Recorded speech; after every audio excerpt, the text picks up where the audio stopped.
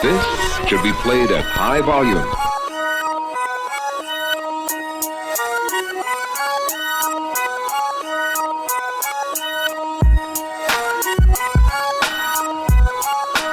Welcome to Outta Pocket. Here's your host, Michael Davis.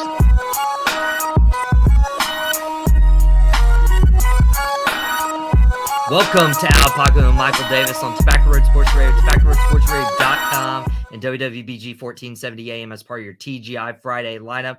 We have an excellent show in store for you today. We had Drop the Mic Wrestling Podcast actually debut this past Wednesday on the Tobacco Road Sports Radio YouTube channel. You can go and subscribe. Go watch that back. We'll be previewing WrestleMania as of, Saturday and Sunday. We'll also have John Cox coming in for the final segment of the first NFL mock draft we have. We'll have the Cowboys pick. And right now, we got a good friend of mine join the show, Shawn Baker. Shawn, how are you doing today? Doing good, man. Doing good. Keep pounding. Keep pounding, indeed. Hey, Panthers are doing really good right now. I knew you were going to wear a Panthers jersey. Which one did you pick out this time? Well, I wear this one a lot of the times around draft time for that inaugural season. This is a Kerry Collins jersey. Got off of eBay. It's a good time. Only Stitch jersey I have. So. Wow. I bring it out for this time of year. You're pretty excited about the Panthers trading up. Now, for anyone who doesn't know the story, we're doing our NFL mock draft on the show. We start out first quarters 1 through 8, 9 through 16, so on and so forth. We do the first installment. Chicago still has the number 1 overall pick. And then about 30 minutes after the show, I get my phone blown up by this guy on the screen right here, Shawn. And he's like, we traded for the number 1 overall pick. We're getting our quarterback. So there's a lot of excitement surrounding the Carolina Panthers and everything. So, Shawn, what was your initial reaction to the Panthers being aggressive and trading up for that number 1 overall pick? Well, weirdly, I didn't know we did it until I did some more research, like a few minutes after I kind of saw a tweet, and it was like, Panthers are being aggressive. And then I saw a tweet about, how there was a possible trade for first round, DJ, 2 second rounds. And I was kind of like, yeah, that kind of makes sense. And then like, I was like, why are they putting this up here? And I dug in a little bit more and it said that was what the trade was. And so I was kind of like taken back for a second, didn't believe it. And then, I don't know. It was like a calmness. I was like, all right, we're relevant again. The Panthers are back in the NFL. If you can believe that, we're back in it. So, and then I started texting everybody, including you. Yeah, you were blowing up my phone, which in all fairness, I would be super excited if Dallas made that kind of trade. And there's not really a big time quarterback prospect. There's not an Andrew Luck where you have to go get. There's not a Cam Newton where you have to go get. That was the last first overall pick the Panthers had. They spent on Cam Newton back about a dozen years ago or so.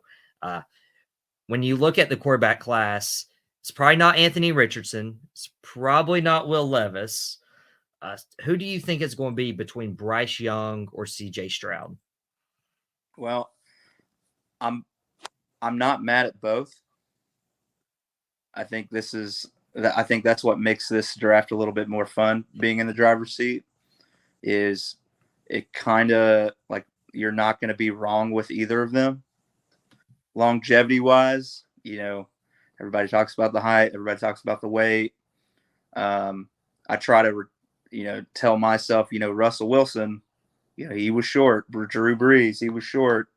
But this is also a different league than it was back then. Bigger guys, faster guys. I think in my mind, I want to know, the intelligence of the person. Are they going to make the right decisions? We're still in a state where we kind of don't trust a quarterback that thinks they know the right decision. I want a quarterback that knows the right decision and makes the right decision. So which is why I like both of them. Yeah, I really love Bryce. I'm like a part-time Alabama fan.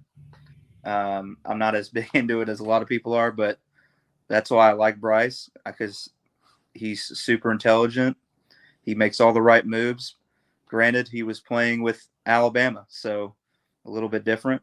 And then C.J. Stroud fits the bill of height and weight, and he didn't play at Alabama, but he played at Ohio State and kind of ran the board on the Big Ten.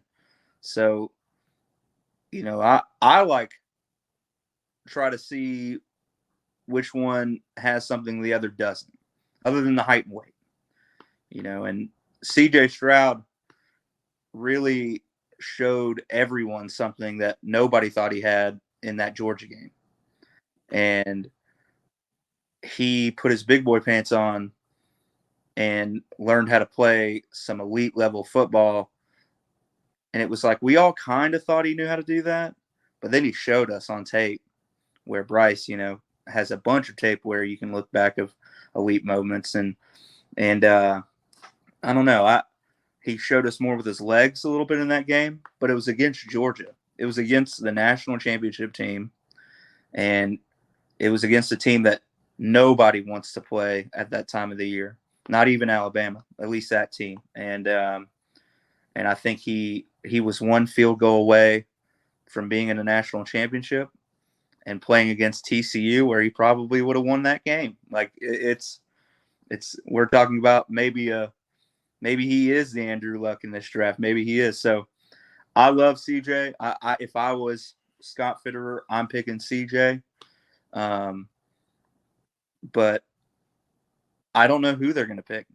I want to say they're picking CJ.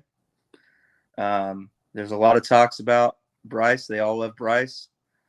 And then for some reason, I'm hearing talks of Anthony Richardson. And, why would you trade up for one for that? So when you could have, to the 4 spot, or to the the Cardinals have the third spot. So, if you really wanted to go on a cheaper route, you wouldn't have traded up for so high.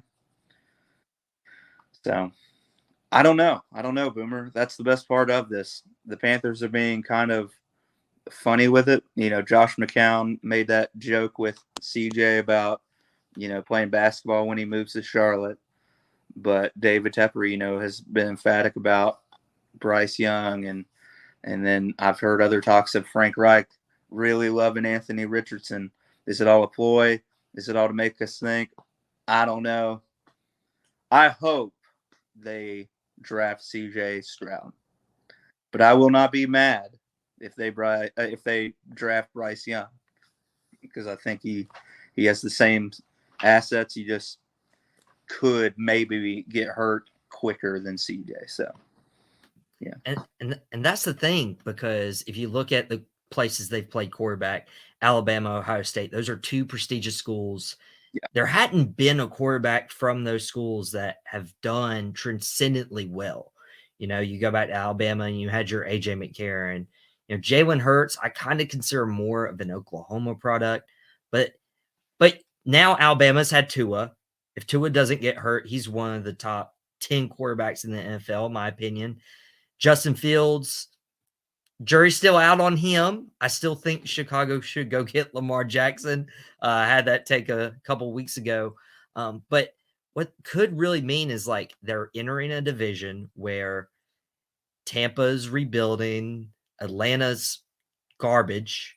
I feel like we can say Atlanta's garbage. And New Orleans is kind of in this weird, like, average in between kind of thing, but they're not good enough to be a wild card team. This is Carolina's division to run away with if the rookie quarterback's playing well. And looking at their offense, they now have DJ Chark, they have Adam Thielen, they have Hayden Hurst, veteran guys who are going to help that rookie quarterback, whoever it is. So if you're one of these guys entering the Carolina Panther organization, do you feel confident in yourself to lead this team, not only to a division crown, but deep in the playoffs for the next couple years? Yeah. This year will be kind of the where are we? And you said all those assets, but you forgot some other really important ones, and that's the coaching staff, what they built there. Jim Caldwell, Frank Reich, offensively, Josh McCown. That was huge for getting Josh McCown, how long he's been just a backup quarterback, the guys he's had to back up. Yeah. And, all those, like Frank Reich coached Peyton Manning.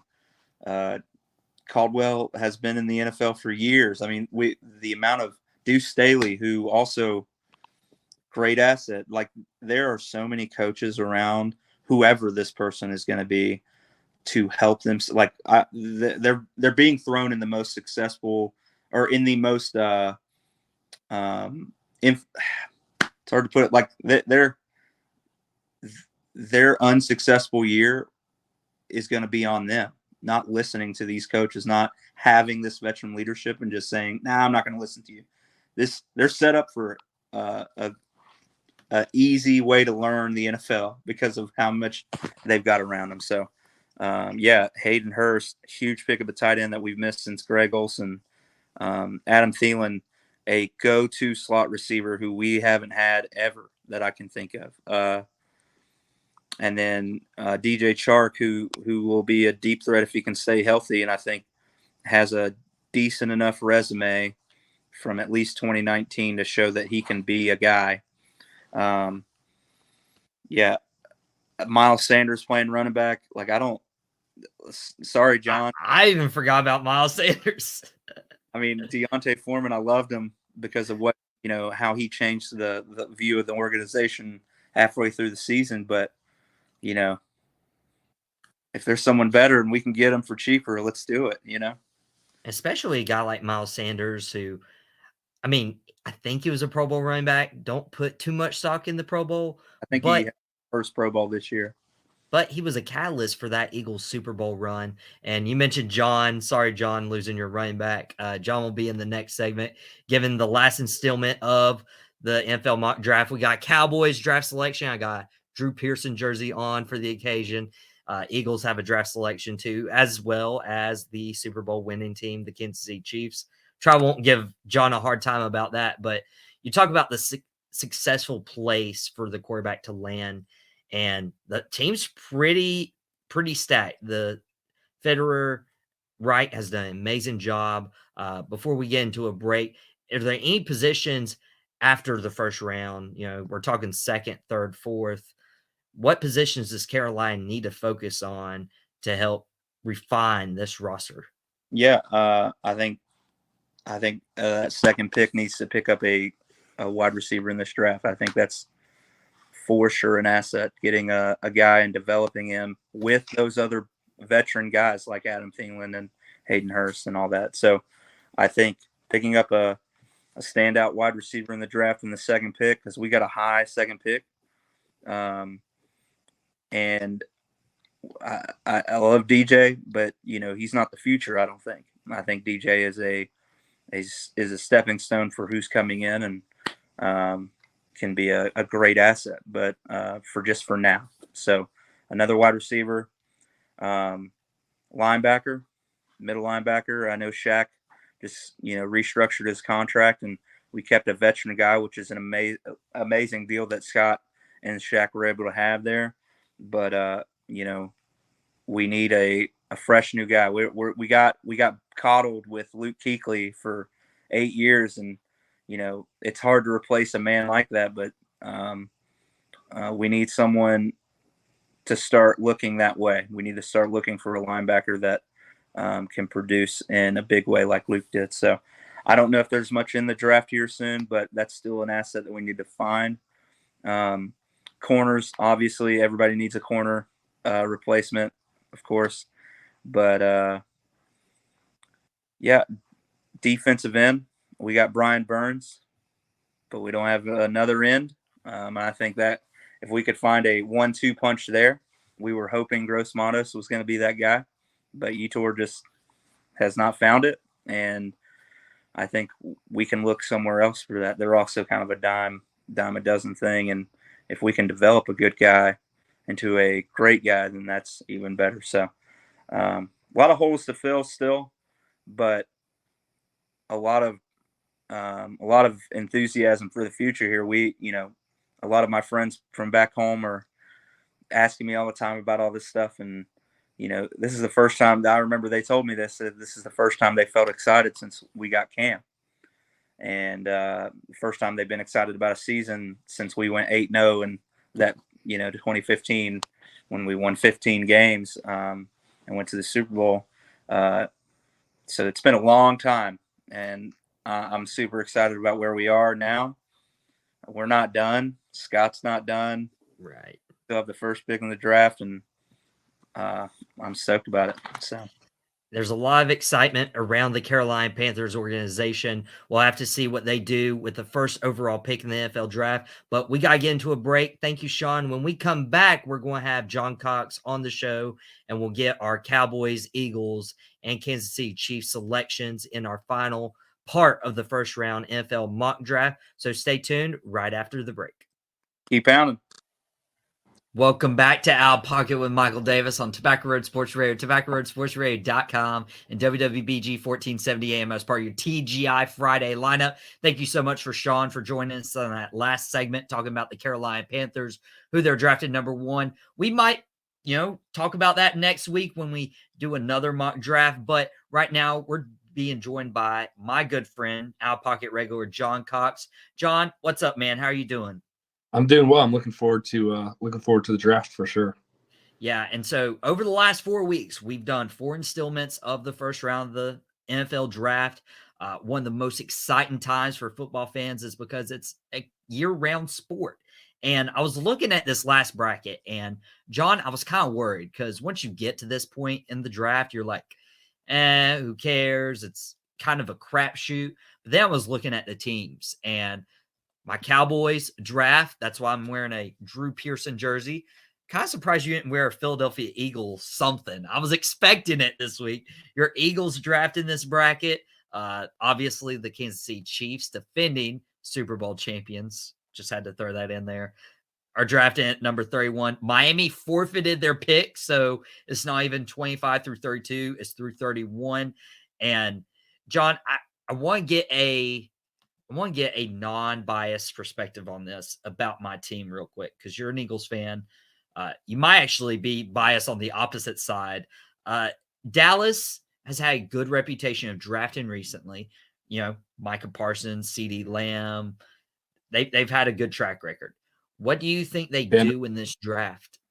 Yeah, Van Der Esch. Glad we got him back. What do you expect them to do in this draft?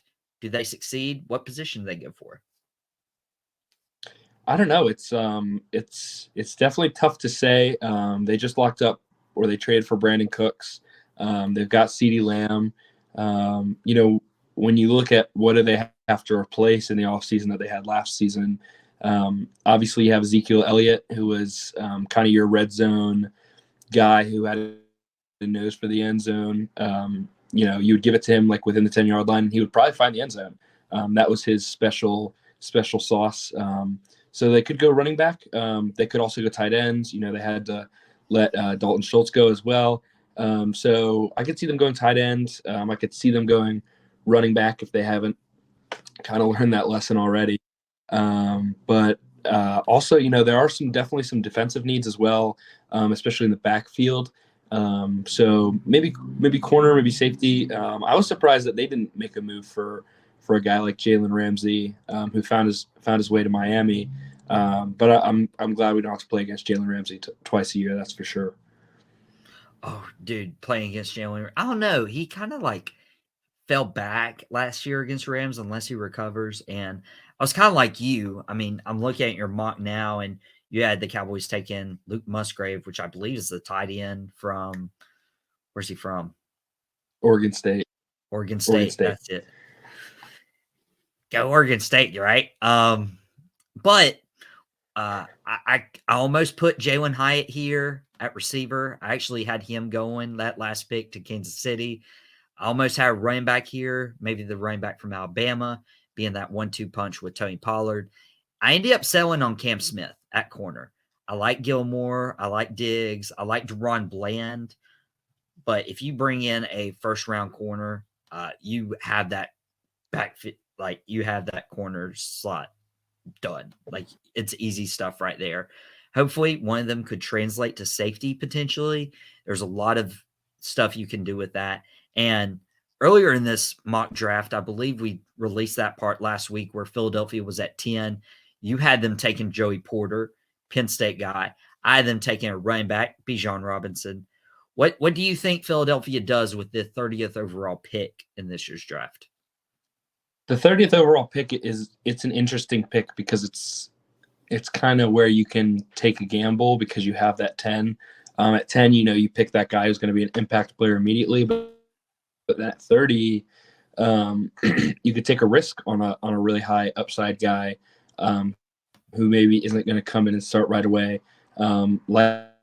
Like a Jalen Hyatt, our wide receivers are the strength of our team, definitely one of our strengths. But I wouldn't mind upgrading from Quez Watkins, our third wide receiver.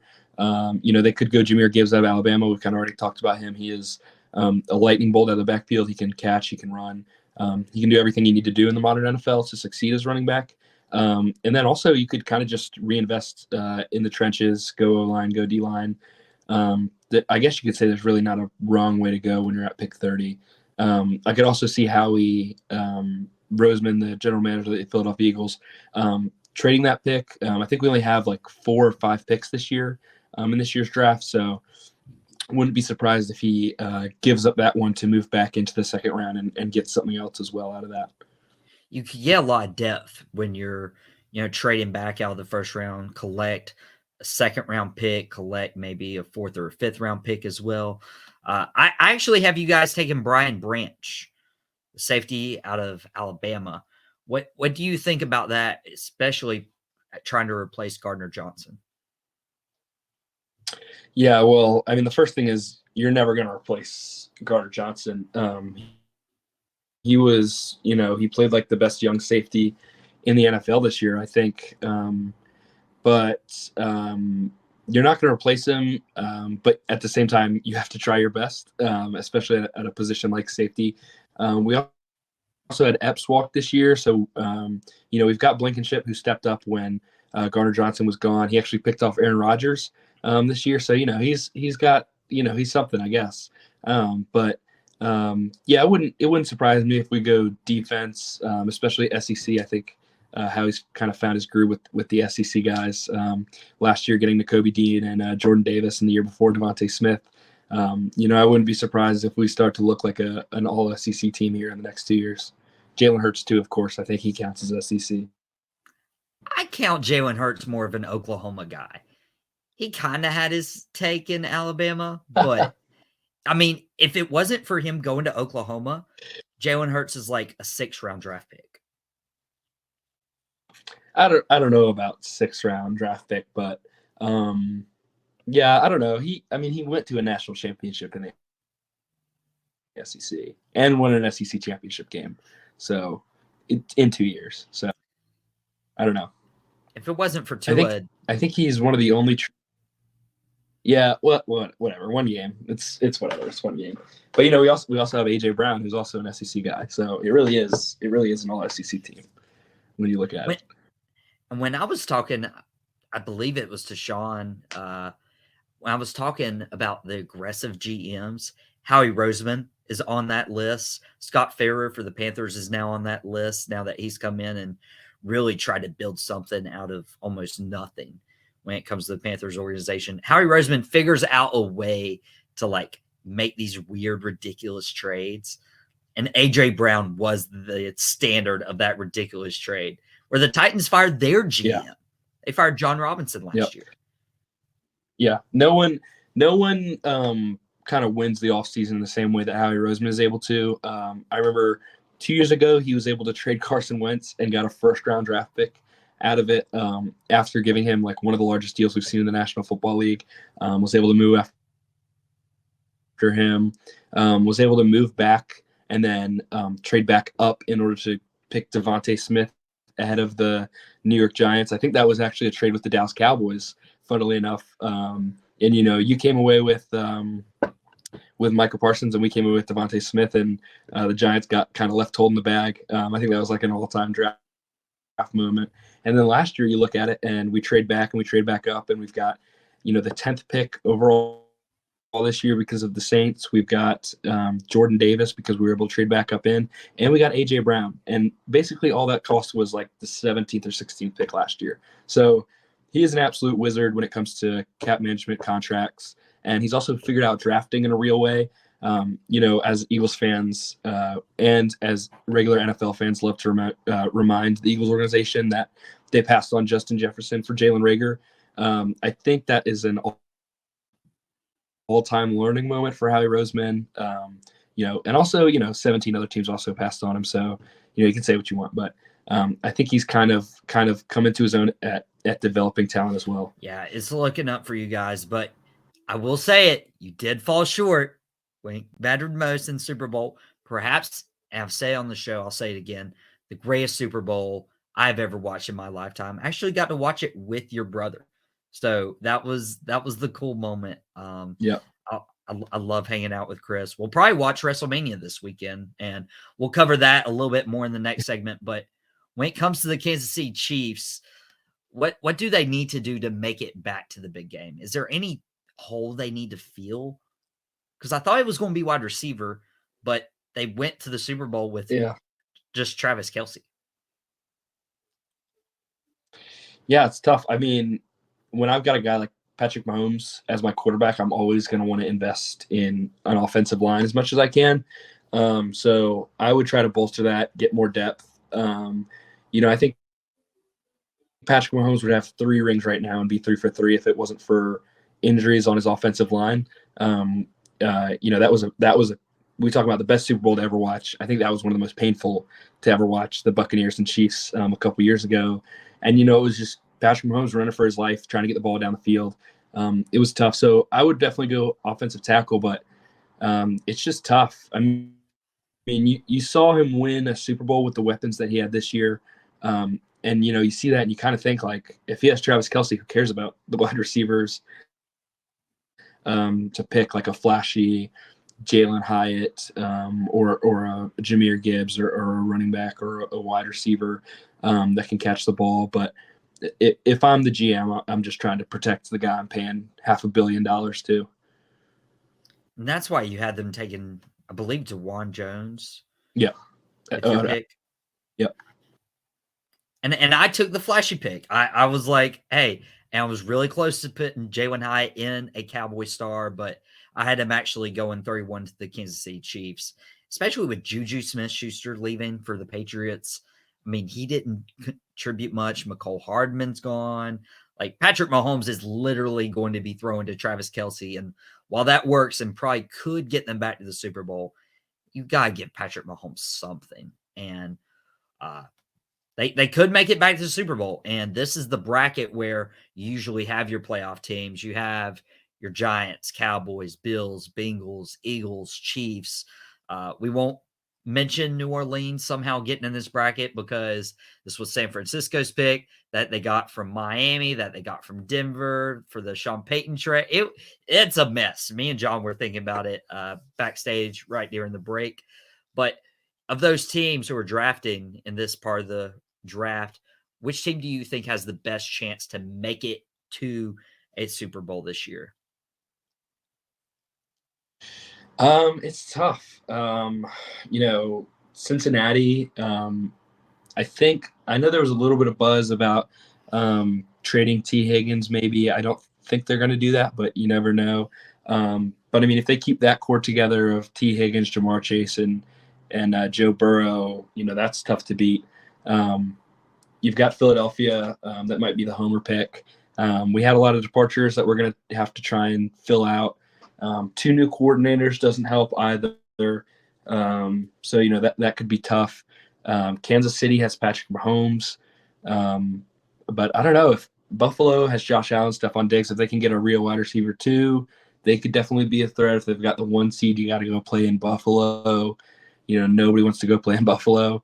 I don't know, though. I mean, if I had to bet on it, I think I would pick Cincinnati just because I know they've got the quarterback in place. I know they've got if I can't pick the Eagles, that is, I know they've got Cincinnati in place. It's tough because the Eagles also are in just a worse conference. You hate to say that, but Jalen Hurts is by far the best quarterback in the NFC. Would you agree with that?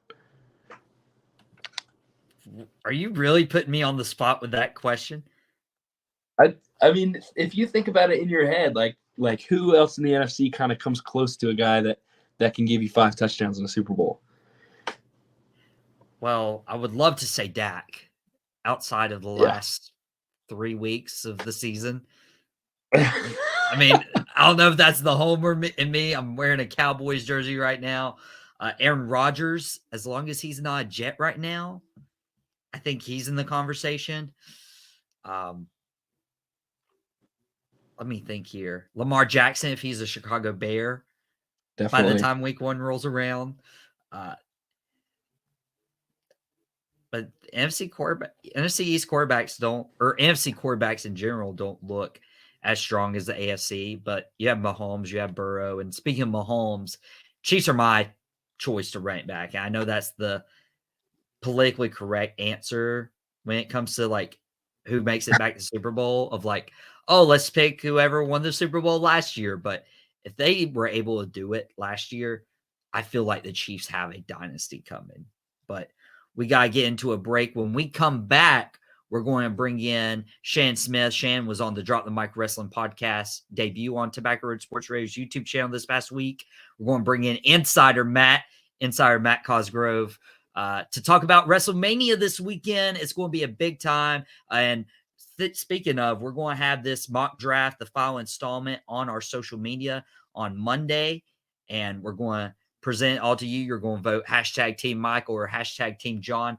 And next week we'll have John back on the show to capitulate on the Carolina Panthers finally train up for that number 1 overall pick. Our mock got messed up and it was really frustrating, but we'll have the Panthers and have that full mock, and hopefully no more trades mess this up. But we got to get in a break. When we come back, we got Matt and Shannon talking this WrestleMania next on Out of Pocket.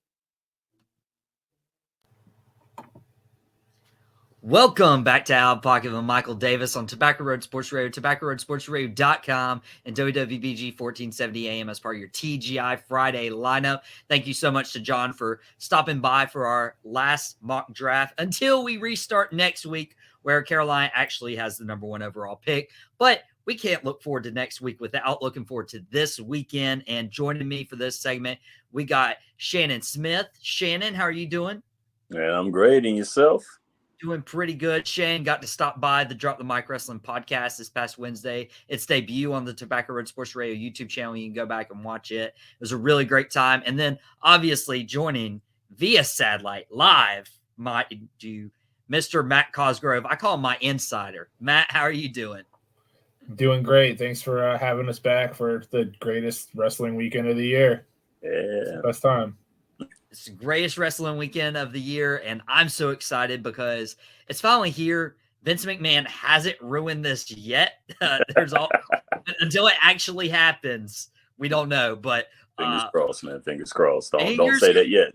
Fingers crossed. But right now we have perhaps the 2 main events of night 1 and night 2. They released the cards, I believe, yesterday on First Take. We got the Usos defending the undisputed tag titles against Kevin Owens, Sami Zayn. I believe that main event's night 1. And then obvious night 2 main event is Cody Rhodes challenging the tribal chief Roman Reigns for the undisputed WWE Universal Championship. And so, Matt, I want to pose this to you. How do you see these 2 titles changing hands, or do they remain with the Bloodline?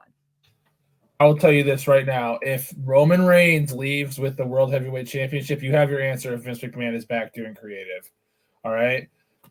That there is no – I don't think there's any way that it would hurt Roman more than help him if he leaves WrestleMania with the World Heavyweight Championship. He's held it for 2 – what? How so? He's held it for 2 years. They've built it so that no one can beat him, right? So Cody comes in now. He's the only guy left that could realistically kind of knock him off. If he rolls through Cody, that deflates all of Cody's steam. It's just Roman's gonna take time off after this already as it is. So if he's a part-time champ even after that, he's gonna come back for what, another Brock Lesnar match or a Kevin Owens one again. So like this is it. You got to put it on a guy that's gonna show his face everywhere. Cody's showing like his merchandise is main event level sales. They just released like a new line of all the toys that are coming out in the future for WWE. 90% of them have Cody Rhodes involved with it. That belt is going to go on Cody Rhodes to leave. I also think that the Usos are going to drop the tag team titles to Kevin Owens and Sami Zayn, because then you can kind of start like a whole storyline where you can run off with them a little bit, where they chase the titles again, and it kind of sets it up where this is where the cracks of the bloodline begin, and you can diverge it out to maybe setting up Roman coming back to face The Rock at SummerSlam, or you can tie it off to the Usos and Sami and Kevin Owens kind of do their thing for a little bit. But I think the bloodline, it ends, but not ends, but this chapter of their championship reign ends this weekend. The story still continues, and Cody's trying to finish the story. Shan, I know we talked about this a little on Wednesday at the Drop Mike Wrestling podcast. Where do you see this bloodline thing going this weekend? In between that time, I started going back on YouTube, and I started seeing a lot of Cody's promos leading up to WrestleMania. And Cody put up a very good point. If Roman loses, it's only a matter of time before Jay leaves. Then Jimmy will leave. Then Solo will leave. He made a lot of sense. Yet and still, I think Roman Reigns holds on to the title until August. I think SummerSlam is going to be when he loses that again, and when he loses the title. I like what Matt was saying, because that makes a lot of sense, because the WWE is putting up a lot of they're backing Cody. It's about time, Cody did his work in AEW to look at Vince McMahon in the face and say, hey, look, you can market me. I can be a champion. And it worked. I mean, I think it's really, really working. But I don't see him winning that title at WrestleMania. Vince McMahon loves Roman Reigns. We know. Does Triple H love Roman Reigns as much as Vince McMahon does? Probably not. But I think that Triple H kind of holds his breath and swallows his pride a little bit and holds it over into August. And the Usos with the tag titles, though, you made a valid point as well, too. I think Sami and Kevin Owens may do it. The more I look at it, the more I see it, it does make a lot more sense to put the titles on Sami and Kevin Owens, especially bringing up last show where you said that, Sami Zayn's not so great match with Johnny Knoxville. And then the match that Kevin Owens had with Stone Cold.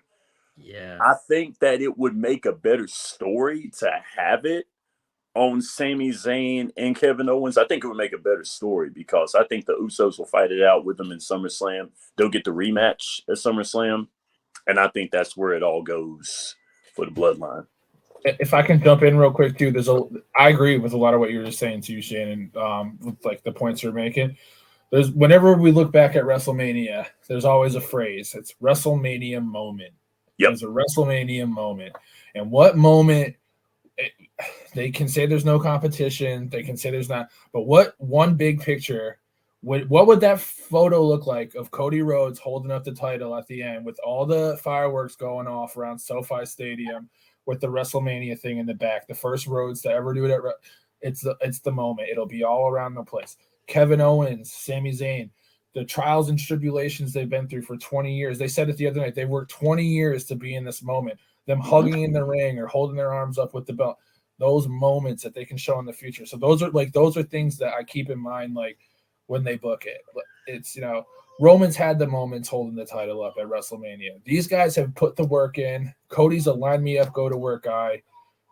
I think it would shock me if it didn't happen, especially Cody. But I like what you're saying. Yeah. I like what you're saying with Cody now. And Cody, remember, Cody and All In held the 10 pounds of gold, just like his dad. And that was a moment that a lot of people remember. I remembered it because it went from Nick Aldis, and it was a great time. I think that's a great idea. I think that's a great idea. But I think August, I still a part of me thinks that they're going to hold this bloodline thing out until SummerSlam. A part of me says that. I feel like it's a WrestleMania moment for Cody to win the title against Roman and for his reign to end. But it's that part of me where it's like, swerve the fans, let Roman win it, get him to 1,000 days, and then have Cody win it at SummerSlam. Like you're this close. We're at like 9:20, 9:30 or so. Give it to Roman. But I think the WrestleMania moment that does happen is Sami Zayn, Kevin Owens hugging it out at the end of night one. That's got to be it. Unfortunately, this could be the last WrestleMania for two Hall of Famers. Well, one's going to be a Hall of Famer at the end of this week. Rey Mysterio and Edge. Rey facing his son Dominic. The same place last time they were in Hollywood. Rey Mysterio wrestled Eddie Guerrero back in 2005. Covered that on the Drop the Mic Wrestling podcast a couple weeks ago. That's very notable.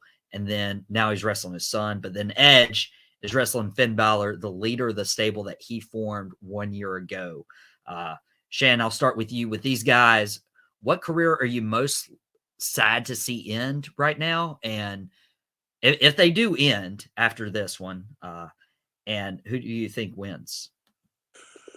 This is tough, but I got to go with Rey because when we were talking on Wednesday, it got me thinking about Rey.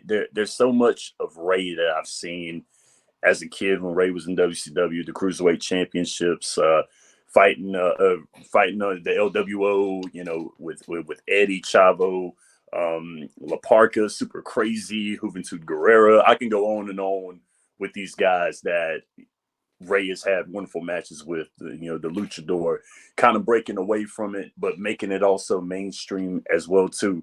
His tag matches with Billy Kidman in WCW. If you haven't seen any of those tag matches, watch those tag matches because him and Billy Kidman were incredible. The Filthy Animals was really, really great. Then his WWE run, when Rey won the championship, it was about time because if you were a WCW guy at that time and you watched WCW, how Hulk Hogan pretty much had his hand in almost every single thing that WCW had going on.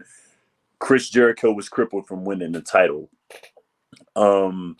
Rey was crippled from winning the title. A lot of those guys, it was an act of Congress to get Hulk Hogan to lose to Goldberg. And that in itself says a lot. Then, the Millionaires Club, which was so bad, and how WCW was just tanking. But Rey was a mainstay. Rey was so great. Rey goes into WWE, becomes incredible, goes from being the small guy with the light heavyweight championship in the tag team circuit to being a legit main eventer, main event WrestleManias, main event in the pay-per-views, winning the championship. I'm going to hate to see Rey go yet again. Does Rey wrestle again? I believe it when I see it. I feel like, it's the Tom Brady effect here. You don't know if Tom Brady is really going to end it. Tom Brady says he's going to retire. He says he's not. Brett Favre said the same thing. I don't know if Rey has it in him to go away from the wrestling business inside of the ring, but we'll see. But I think when it's all said and done for Rey, it's going to be tough for me to see Rey go. Nobody ever retires in wrestling. Vince McMahon proved that very well. Vince couldn't stay away. Matt, when it comes to Edge and Rey Mysterio, do you think it's their last WrestleMania event? And which are you sad to see go? Yeah, so I think it's it. I think this is it for Edge. I think this is Edge's last WrestleMania. I was a huge Edge head. I loved Edge. I cried when he out of nowhere had to retire because of the neck fusion surgery. I think he's one of the best heels that's ever worked the company or in wrestling. To Shannon's point, I love Rey Mysterio as a vertically challenged man myself. Watching him wrestle Halloween Havoc against Eddie Guerrero is one of my favorite matches of all time in the purple suit. Kevin Nash dartboarding him into the 18-wheeler, stuff like that. I love Rey. When I think of Rey Mysterio, I think of the guy, he's a pinball. He's Mighty Mouse. He can do a lot of crazy stuff. Yes. So I'm gonna enjoy them while they're both here. I think they're both gonna be great fights, great matches. I think honestly, it wouldn't surprise me if Ray does the honors to his son at WrestleMania. I also have a pretty good feeling that Edge is gonna pull out some. Maybe he has some ideas brooding for when he shows up for the Hell in the Cell match. So I see what you did there. We'll see, because I think the Demon's showing up for Finn Balor, and I think Edge is going to bring some nostalgia with him too, and that's why I think it's going to be his last one. So I'm sad to see them both go, but going to enjoy it while I can. So, and I call Matt Insider Matt for a reason. I don't know what happens this weekend at WrestleMania. We'll have to find out. And quick 30 seconds for each. We'll start with you, Shannon. What match are you most looking forward to and why? I got to go with Edge and Finn Balor, Bullet Club for life, Biz Quiz. I really think that is going to be a great match, not only for the fact that it's Edge's, more than likely it's going to be his last WrestleMania, but Finn Balor and him are going to put on such a wonderful match. I think it's going to be poetry in motion watching them inside of the Hell in a Cell. It's going to challenge them both. It's going to challenge Finn. But I think that's going to be the match that's probably going to steal it. Poetry in motion. Matt, what match are you looking forward to stealing the show? I can't believe I'm about to say this. I think Logan Paul and Seth Rollins are going to I was thinking that too. The whole weekend. Out of pocket, Matt. Out of pocket. He's the greatest celebrity wrestler dude. I got to give the credit where it is. It's his last contracted fight with the WWE. He's killed it every time he's been in the ring. Seth Rollins is the perfect complement to the style and storytelling. They're going to have the best match of the weekend. I'll just say this. Gunther and Sheamus had match of the year last year at Clash at the Castle. You add Drew McIntyre in front of a WrestleMania crowd, boom. There's a reason that is on night 2 because not a lot of matches are going to follow it. But we got to get out of here. Everyone enjoy your WrestleMania Saturday, your WrestleMania Sunday. If you enjoyed this wrestling talk, we broke down last year's WrestleMania and this year's WrestleMania as a preview on this past week. Drop the Mic Wrestling podcast. You can catch that on Tobacco Road Sports Radio's YouTube channel. It made its debut. We'll probably recap this WrestleMania on the next Drop the Mic, so you'll have to stay tuned for that. But everyone, it's been Out of Pocket. Thank you so much, Shannon, Matt, John, Sean, and that was a mouthful. But we got to get out of here. Everyone, have a great weekend. Omos for champion.